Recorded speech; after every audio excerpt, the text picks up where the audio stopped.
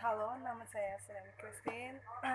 Saya akan menceritakan sedikit sinopsis dari novel My Little Squid.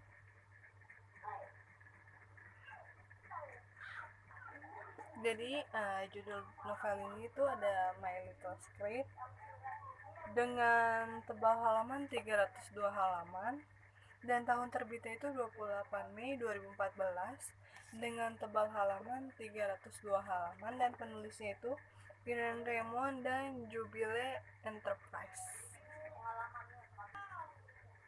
Jadi novel ini menceritakan seorang gadis yang tertutup dan sedikit misterius. Dia bernama Modi. Dia memang merasa dirinya malang, tapi kadang-kadang ini terjadi karena situasi yang dia pilih dan diciptakannya sendiri. Dia banyak membuat rekaan dan asumsi sendiri di dalam dirinya. Jadi tanpa dia sadari, she is building a wall around herself. Intinya, dia sempat labil karena benar-benar tak tahu apa yang dia inginkan. Modi tidak percaya dengan rahasia. Dia tidak pernah mau mempercayainya. Tapi kenapa tiba-tiba banyak rahasia di sekelilingnya? Apa sebenarnya yang spesial dari rahasia? Dan sekarang dia sendiri pun harus menyimpan rahasia. Modi tak pernah tahu hingga kini ketika rahasia akan menjadi udara yang melingkupi kehidupannya. Semua berawal karena mimpi yang aneh soal rahasia-rahasia.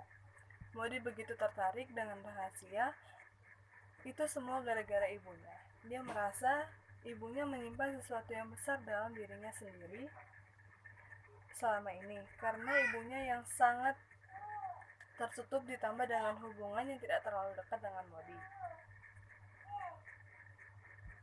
Memang ibunya cukup berhasil dengan karir cemerlang di kantornya, juga menjadi single parents di rumahnya. Namun Modi lebih banyak menceritakan segala sesuatunya dengan Mischa, kakaknya, bahkan saat itu ketika Modi diputusin oleh Tommy, pacarnya sewaktu SMA. Mischa adalah sahabat yang bisa membuat patah hatinya sembuh. Dan bahkan Modi juga mempunyai sahabat yaitu yang bernama Diana. Sekarang Modi lebih banyak menghabiskan waktunya untuk mencari tahu tentang biseksual dengan membaca buku-buku dan menonton film biseksual yang dibelinya. Saat-saat itu juga Rian juga mulai berubah. Rian juga jarang menghubungi Modi, entah kesibukannya melukis di galeri bersama Miska atau saat Modi mulai curiga sepulang kerja. Akhirnya Modi memutuskan untuk ke tempat Rian tanpa memberitahunya terlebih dahulu.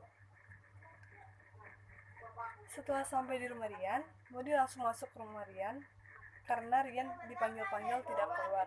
Modi menemukan Rian dan Mischa di serambi belakang rumah Rian.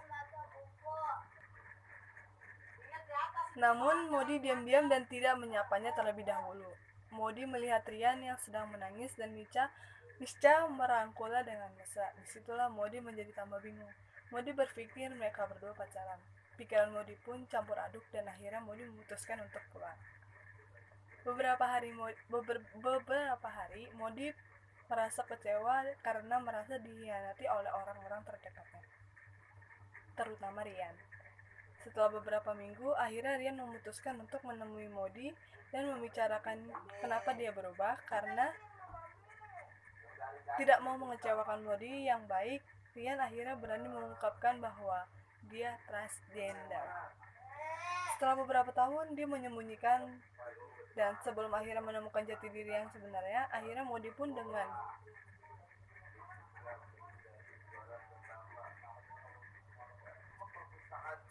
senang hati bisa menerima Rian apa adanya dan menjadikannya Rian sebagai sahabat yang baik selain Diana.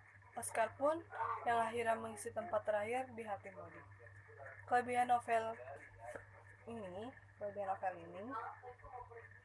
yaitu dia menggunakan kata-kata yang bernyawa dan dikemas seperti diari sehingga pembaca lebih tertarik untuk membacanya.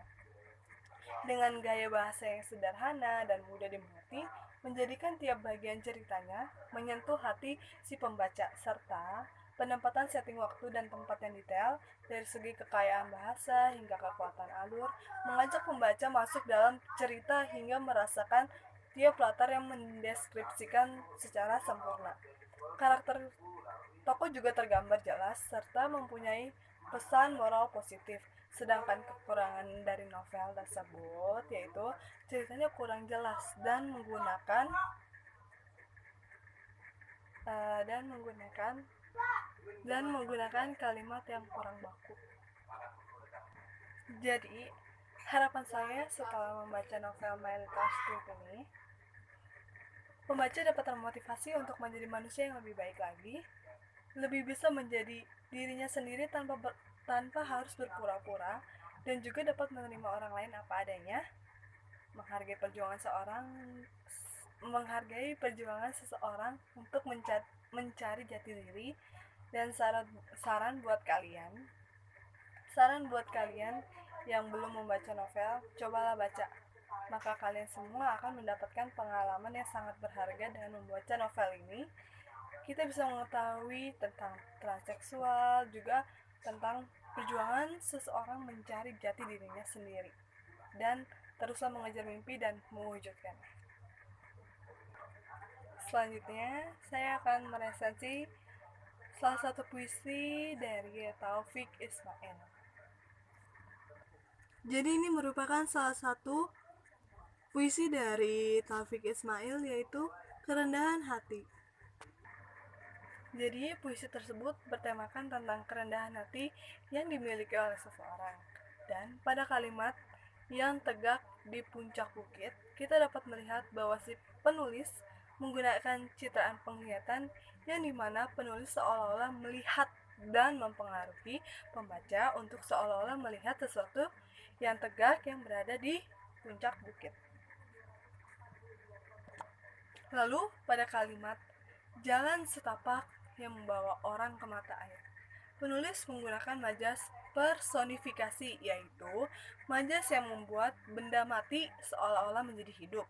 Dan pada kalimat menjadi jalan raya, penulis menggunakan majas metafora, yaitu dia merupakan jenis majas perumpamaan. Pada kalimat menjadi jalan raya, penulis menggunakan majas hiperbola. Jadi penulis itu menyampaikan sesuatunya secara berlebihan. Jadi, pada puisi di atas, penulis tidak lupa menyampaikan nasihat bahwa kita harus terus berkarya, memperdulikan lingkungan sekitar kita, serta mengajak untuk sejenak merenungkan diri dan terus berdoa. Puisi ini memiliki unsur tentang kemanusiaan yang sangat kental. Jadi ini tuh puisi yang kedua, yaitu Karangan Bunga. Jadi di dalam puisi penulis menyampaikan amanat agar kita selalu mengingat jasa-jasa para pahlawan yang rela berkorban dan memperjuangkan kemerdekaan negara Republik Indonesia. Dan ini puisi selanjutnya membaca tanda-tanda.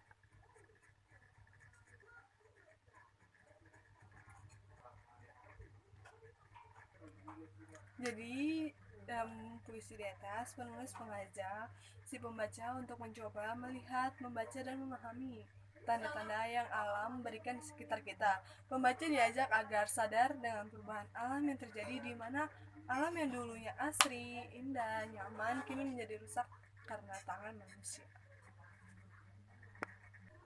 Jadi ini puisi selanjutnya, yaitu dengan puisi Aku.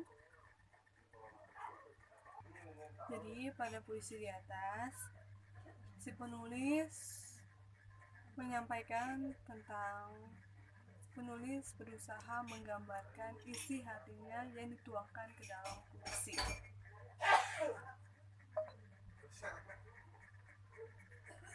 Ini puisi selanjutnya, yaitu La Strada atau Jalan Terpanggang Ini.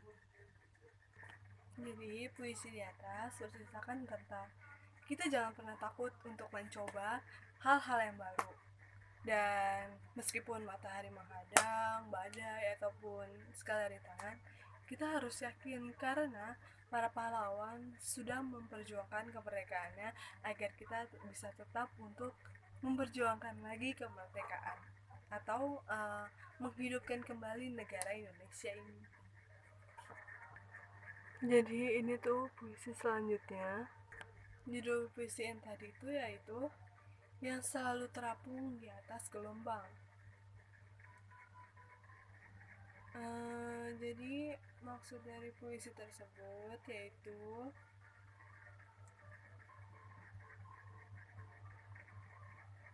meskipun kalian salah, kalian jangan takut. Kalian harus bisa memberanikan diri untuk berbicara bahwa kalian itu tidak salah, ataupun kalian pastikan dulu kalau kalian tuh benar-benar nggak salah dan kalian mencari bukti bahwa kalian itu tidak bersalah.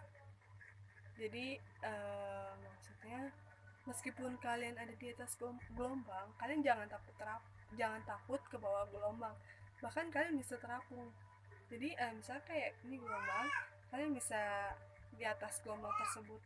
Jadi kalau kalian salah, maksudnya kalau kalian nggak salah, kalian nggak perlu takut, apalagi kalian harus lari dari masalah tersebut. Jangan lari dari masalah tersebut, tetapi selesaikanlah. Jika tidak bisa diselesaikan, mintalah bantuan kepada orang lain.